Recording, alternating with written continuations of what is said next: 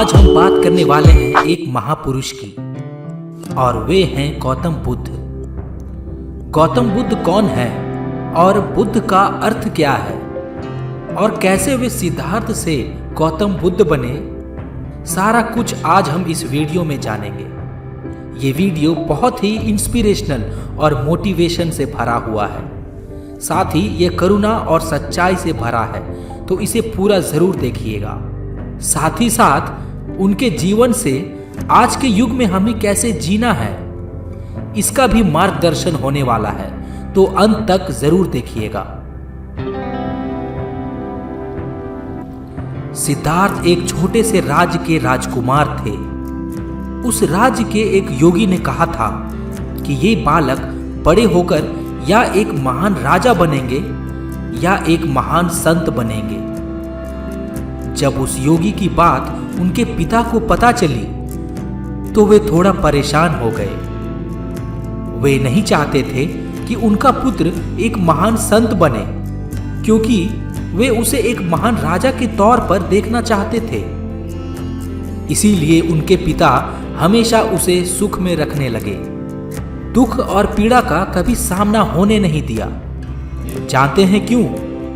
क्योंकि दुख और दर्द से ही इंसान संत बन सकता है। उनके पिता ने उनकी खान पान में कोई कमी नहीं होने दी।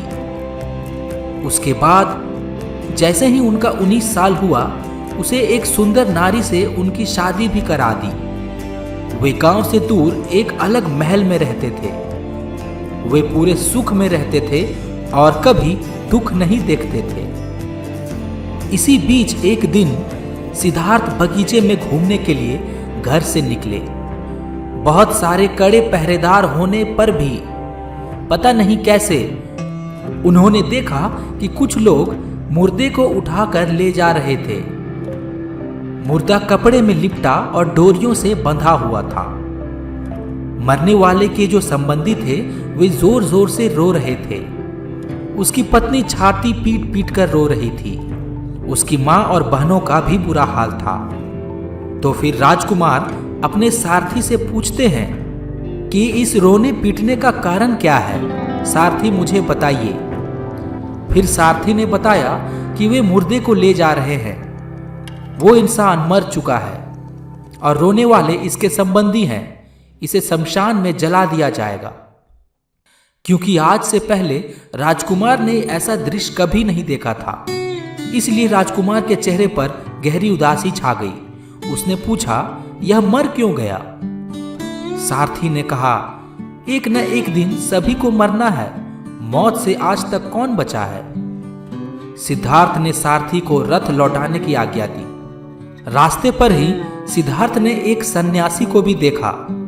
उसने गेरुआ रंग के वस्त्र पहने हुए थे। उसका चेहरा तेज से चमक रहा था। वह आनंद में था और बहुत खुश लग रहा था। राजकुमार ने अपने सारथी से फिर से पूछा, ये कौन जा रहा है? उसने बताया कि यह सन्यासी है। इसने सबसे नाता तोड़कर भगवान से नाता जोड़ लिया है।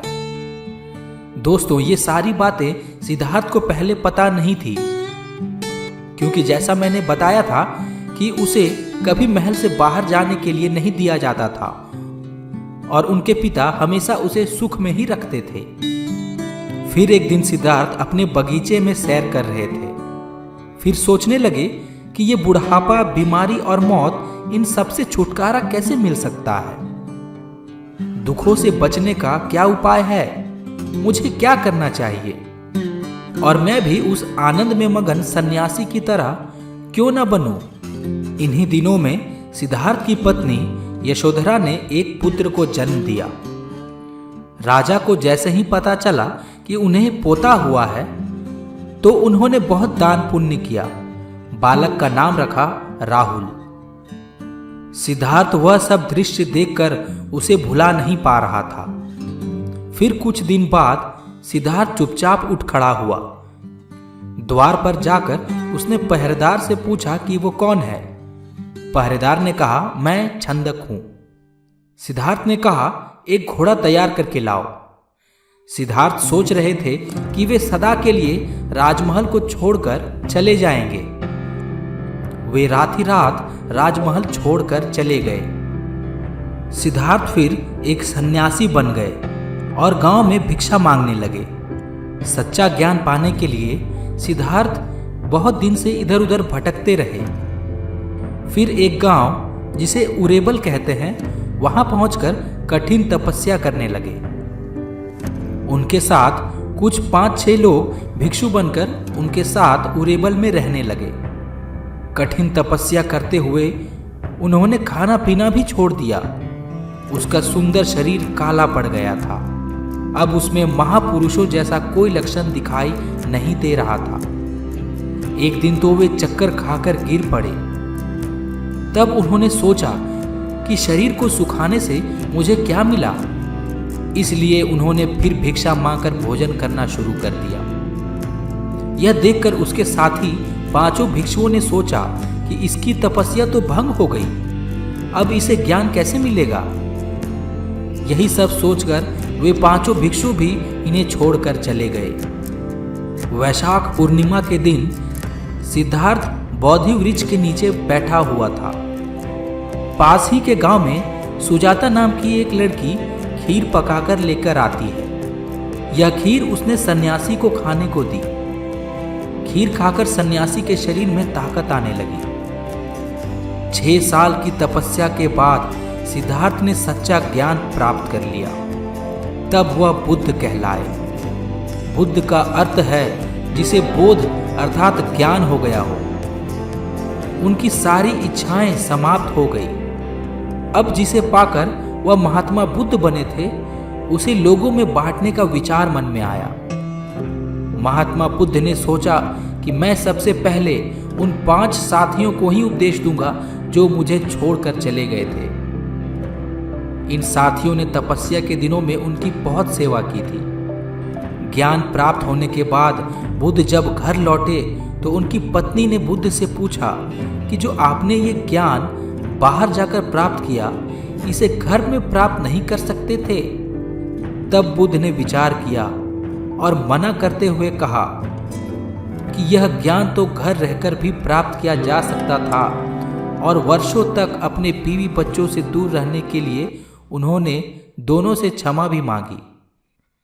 उनका मानना था कि यह भी एक प्रकार की हिंसा थी। और इस तरह से सिद्धार्थ गौतम बुद्ध कहलाने लगे जब उन्हें ज्ञान की प्राप्ति हो गई। और दोस्तों, गौतम बुद्ध को ऐसी ज्ञान की प्राप्ति हुई जिसकी हम कल्पना भी नहीं कर सकते हैं। वे जब बोधि पेड़ के नीचे ध्यान किए थे तो वे अपने अनंत जन्मों को देख लिए थे। उन्होंने देखा कि जीवन और मृत्यु ये लगातार चलती आ रही है अनंत काल से। इसके साथ ही वे 4 और विशेष ज्ञान पाते हैं और 10 विशेष बल भी पाते हैं। 4 आर्य सत्य को बोध करने के कारण ही वे बुद्ध कहलाते हैं। सारे मानव को मुक्ति का मार्ग दिखाए, इसलिए वे बुद्ध कहलाए। इस संसार में जो भी था वे सब जान गए, सर्वज्ञ हो गए, इसलिए वे बुद्ध कहलाए। वे देख लिए कि संसार का सारा रहस्य क्या है। क्या कर्म से मनुष्य जन्म होता है, क्या कर्म से देव जन्म होता है। सारे क्रोध को, लालसा को, मोह को नष्ट कर दिए, इसीलिए वे बुद्ध कहलाए। एक बात और है दोस्तों कि गौतम बुद्ध को जब ज्ञान की प्राप्ति हुई तब एक ज्योतिष वहां उनके पैरों के निशान देखते हुए पहुंचा। उस ज्योतिष को अपने ज्ञान से पता चला कि ये पैरों के निशान किसी आम इंसान के नहीं हो सकते। फिर वे उनके पास गया और उन्हें पूछा कि आप कौन हैं। बुद्ध को अनंत ज्ञान की प्राप्ति हो चुकी थी और वे बताए कि मैं कोई नहीं हूं, लेकिन आपके पैर किसी राजा की तरह हैं, आपको दुनिया जीतनी चाहिए। गौतम बुद्ध बोले, हाँ वो भी मैं करूंगा, लेकिन युद्ध से नहीं। आप किसी को भी जीत कर अपना नहीं बना सकते हैं, पर उन्हें अपने में शामिल करके अपना बना सकते हैं। फिर ज्योतिष ने कहा कि आप तो भिक्षु हैं, आप सम्राट तो नहीं हैं। तब बुद्धा बताते हैं कि मेरे पास कुछ नहीं है, और मैं कुछ नहीं हूं, इसीलिए हर चीज मेरी है। यहां कुछ नहीं का मतलब ये नहीं कि आप बेकार हो गए। यहां कुछ नहीं का मतलब है कि आप सब कुछ शामिल करने लगे हैं। आपके कुछ होने का मतलब है कि आप सिर्फ वही हो सकते हैं। पर अगर आप कुछ नहीं हैं तो फिर आप जैसे चाहे वैसे हो सकते हैं। जीवन इसी तरह बना हुआ है। सवाल सिर्फ ये है कि एक संभावना और एक वास्तविकता यानी रियलिटी के बीच दूरी होती है। क्या हम में वो दूरी तय करने का साहस है या नहीं? बस इतनी सी बात है। आप अगर किसी भी चीज को करना चाह रहे हैं तो आपके पास कोई योजना या प्लान है या नहीं? तो दोस्तों आज के लिए बस इतना ही। अगर वीडियो अच्छी लगी हो तो लाइक करें और सब्सक्राइब जरूर कर लें। बहुत बहुत धन्यवाद। नमो बुद्धाय।